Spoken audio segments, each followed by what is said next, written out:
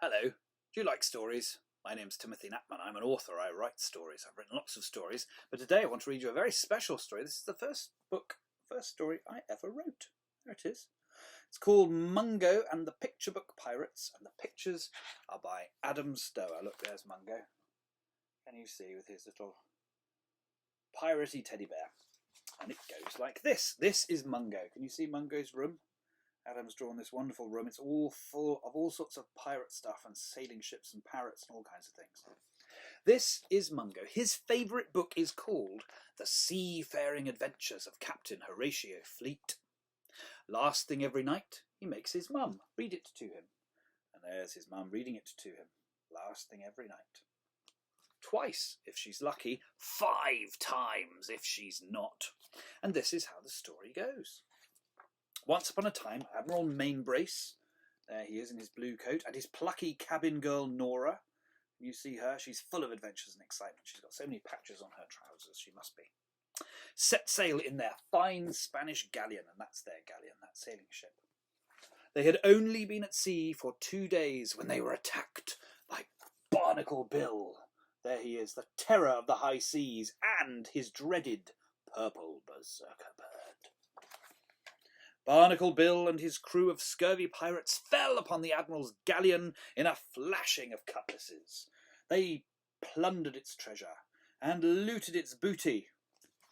But most frightening by far, they sang sea shanties so foul that anyone who heard them begged to walk the plank. It would all have ended badly for Admiral Mainbrace and Nora if their cries for help hadn't been heard by Captain Horatio Fleet, the bravest ship's captain of them all.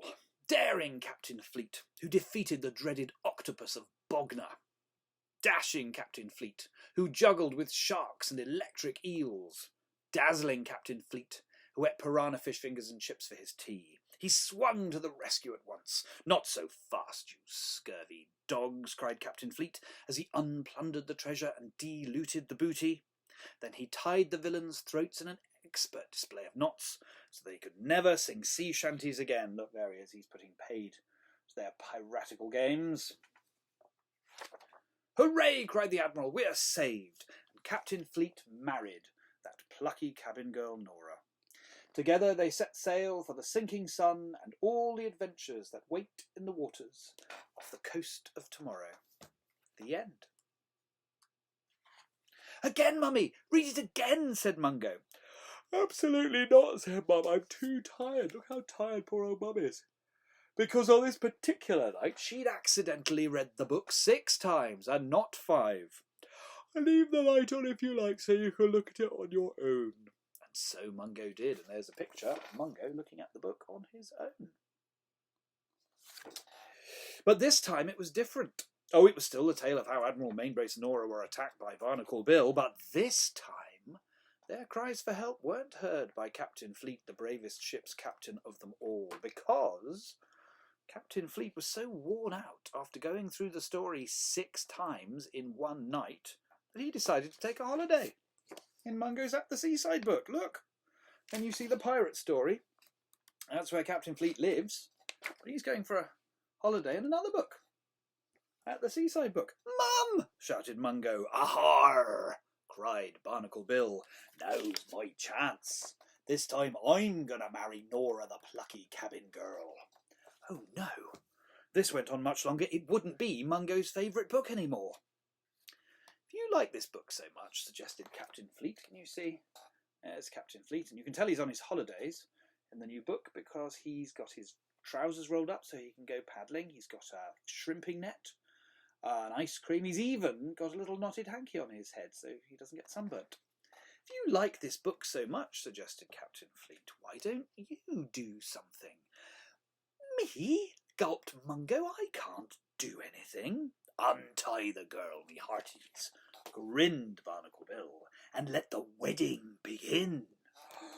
Oh, Christopher Columbus, cried Mungo. Mungo shut his eyes, held his nose, and jumped right into his favourite book.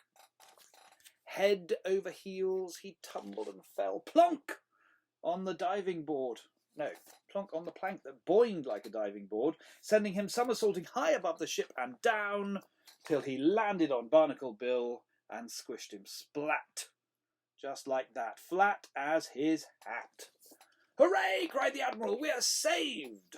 But he spoke too soon. The dastardly pirates were limping towards them, sharpening their swords and clearing their throats. "Oh no," yelped Mungo, "not the sea shanties." But he wasn't deterred, for behind him he heard the shrieks and the squeaks of the purple berserker bird. "Aha!" cried Mungo, "now's my chance." And he grabbed the bird so it squawked and berserked around the deck in a flurry of feathers. The bird sent the pirates flailing and falling and splashing and sprawling. "Help! Help!" they gargled and glugged. "Don't you know pirates can't swim?" So Mungo and Nora fished the pirates out of the sea and pegged them up on the rigging to dry. The Admiral shook Mungo's hand, Nora kissed him, and Captain Fleet came back from his holiday. As the captain got ready to take his place back in the book, he pinned a medal. Can you see it? He pinned a medal on Mungo's pyjamas. "You see what you can do when you try," he said, "Mr. Midshipman Mungo." When Mungo's mum came back to turn off the light, Mungo was fast asleep and clutching his medal, dreaming of pirates and purple berserker birds and all the adventures that wait in the waters off the coast of tomorrow. The end. Did you like that story? I hope so. Bye-bye.